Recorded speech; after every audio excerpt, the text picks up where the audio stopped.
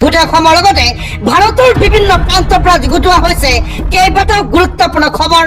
মুছলমানক লৈ মুখ্যমন্ত্ৰী হিমন্ত বিশ্ব শৰ্মাৰ কেইবাটাও বিস্ফোৰক মন্তব্য।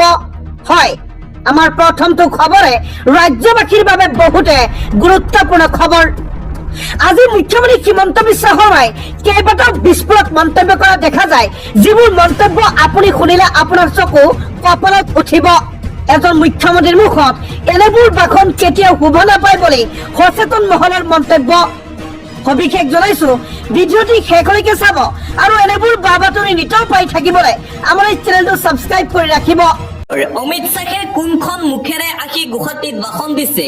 5 বছৰ পূৰ্বে অমিত শ্বাহে অসমৰ বানপানী, গুৱাহাটী মহানগৰীৰ কৃত্ৰিম বানৰ সমস্যা সমাধান কৰাৰ আশ্বাস দিছিল। কিন্তু কালি বিমানবন্দৰৰ পৰা পূৰ্ব নিৰ্ধাৰিত পথেৰে গুৱাহাটীত প্ৰৱেশ কৰিব নোৱাৰিলে অমিত শ্বাহে।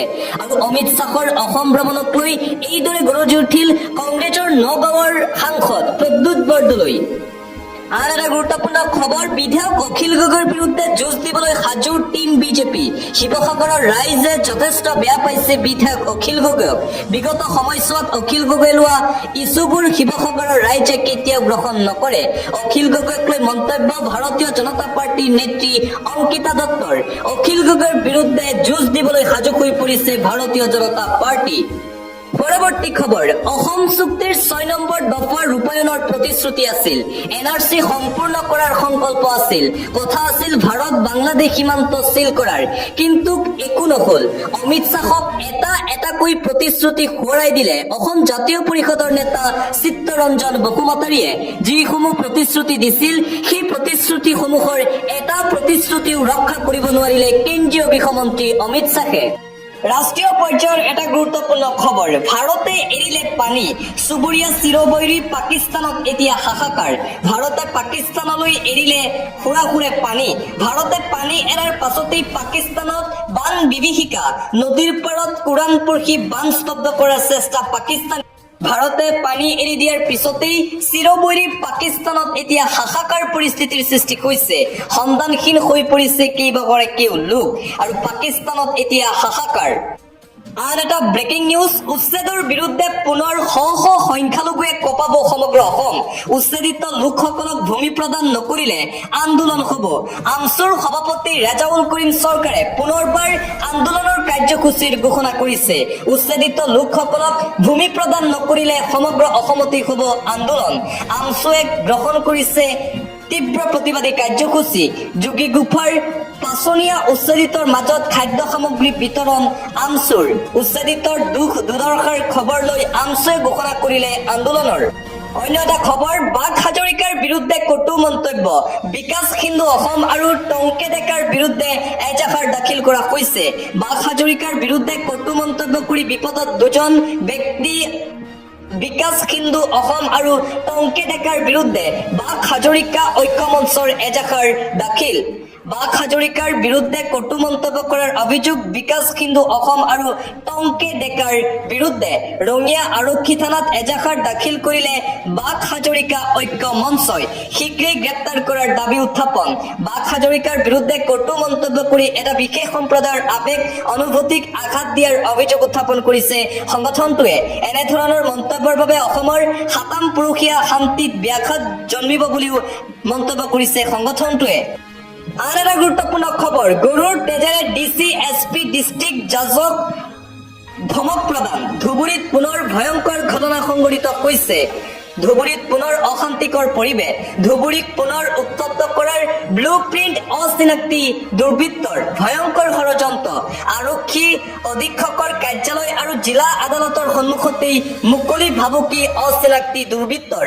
মটৰ চাইকেলেৰে আহি আদালতৰ সুৰক্ষা বাহিনীৰ সন্মুখতেই ভাবুকি প্ৰদান কৰি পলায়ন এজন লোকৰ। ধুবুৰী DC SP ডিষ্ট্ৰিক্ট জাজক গৰুৰ তেজেৰে গা ধুৱাম বুলি ভাবুকি প্ৰদান কৰা হৈছে। এই ভাবুকি প্ৰদান কৰি পলায়ন কৰিবলৈ সক্ষম হয় অচিনাক্তি দুৰ্বৃত্তটো। পৰৱৰ্তী খবৰ, 1991 চনতো হৈছিল ভোট চুৰি। কংগ্ৰেছেও কৰিছিল ভোট চুৰি। নিজ দলৰে মুখা খুলিলে মুখ্যমন্ত্ৰীয়ে। বিজেপিৰ বিৰুদ্ধে ভোট চুৰিৰ অভিযোগ উত্থাপন হৈ থকাৰ মাজতেই এইবাৰ কংগ্ৰেছ দলৰ নেতাই খুলিছে কংগ্ৰেছৰ মুখা। বিজেপিৰ বিৰুদ্ধে ভোট চুৰিৰ অভিযোগেৰে প্ৰতিবাদ কৰা কংগ্ৰেছৰ আচল স্বৰূপ 1991 চনতো ভুৱা ভোটাৰৰ সহায়ত কংগ্ৰেছে পৰাস্ত কৰিছিল বিৰোধীক কৰ্ণাটকৰ মুখ্যমন্ত্ৰী সিদ্ধাৰামায়াৰ এক বিস্ফোৰক মন্তব্যই কাঠগড়াত থিয় কৰাইছে এতিয়া কংগ্ৰেছক 1991 চনৰ লোকসভা নিৰ্বাচনত ভুৱা ভোটাৰৰ বাবে পৰাস্ত হ'বলগীয়া হৈছিল সিদ্ধাৰামায়া সেই সময়ত কৰ্ণাটকত শাসনত থকা কংগ্ৰেছ প্ৰাৰ্থীগৰাকীৰ হাতত কপ্পল লোকসভা সমষ্টিৰ পৰাস্ত হৈছিল সিদ্ধাৰামায়া আন এটা ব্ৰেকিং নিউজ হিন্দুস্তানত কেৱল হিন্দু থাকিব অসমত শীঘ্ৰেই নিষিদ্ধ কৰিব লাগে সদৌ অসম সংখ্যালঘু ছাত্ৰ ইউনিয়ন চমুকৈ আনচুক নিষিদ্ধ কৰাৰ দাবীৰে প্ৰতিবাদী কাৰ্যসূচী দেখিবলৈ পোৱা গৈছে হিন্দুস্তানত কেৱল হিন্দু থাকিব এইখন হিন্দুৰ ঠাই গতিকে হিন্দুহে থাকিব হিন্দুস্তানত বাংলাদেশীৰ কোনো স্থান নাই অসমত শীঘ্ৰেই নিষিদ্ধ কৰিব লাগে সংখ্যালঘু সংগঠন আনচুক হুংকাৰ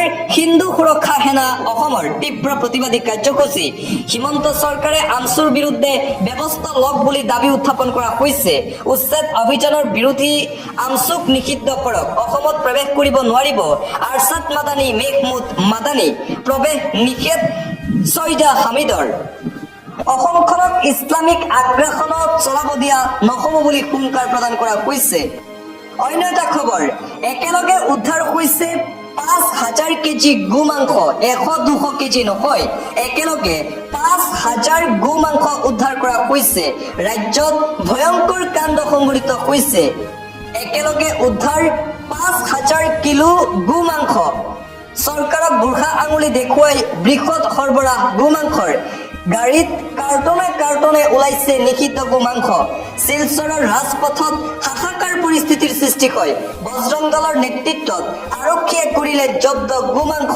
গো মাংস উদ্ধাৰৰ পাছতেই ভাঙি লণ্ডভণ্ড বাহন বজৰং দলৰ দাবী 5,000ৰো অধিক গো মাংস জব্দ কৰা হৈছে ঘটনা সন্দৰ্ভত দুজনক আটক কৰিছে শিলচৰ আৰক্ষীয়ে আন এটা অতিকৈ গুৰুত্বপূৰ্ণ খবৰ বেদখলকাৰীক 15 দিনৰ শেষ সময়সীমা বান্ধি দিয়া হৈছে বঙাইগাঁৱত চলিব প্ৰশাসনৰ বৃহৎ উচ্ছেদ অভিযান বঙাইগাঁৱৰ ভৈৰৱ পাহাৰ সংৰক্ষিত বনাঞ্চলত চলিব উচ্ছেদ বেদখলকাৰীক 15 দিনৰ শেষ সময়সীমা বান্ধি দিলে প্ৰশাসনে বনাঞ্চল দখল কৰা কাকো ৰেহাই নিদিয়াৰ লক্ষ্য জিলা প্ৰশাসনৰ বেদখলকাৰীৰ ঘৰে ঘৰে জাননী আঁৰি দিছে বন বিভাগে চৰকাৰী ভূমি খালী নকৰিলে অধিক কঠোৰ হ'ব প্ৰশাসন উচ্ছেদৰ জাননীৰ পাছতেই এতিয়া হাহাকাৰ লাগিছে বেদখলকাৰী ৰাইজৰ মাজত বঙাইগাঁৱত চলিব প্ৰশাসনৰ বৃহৎ উচ্ছেদ অভিযান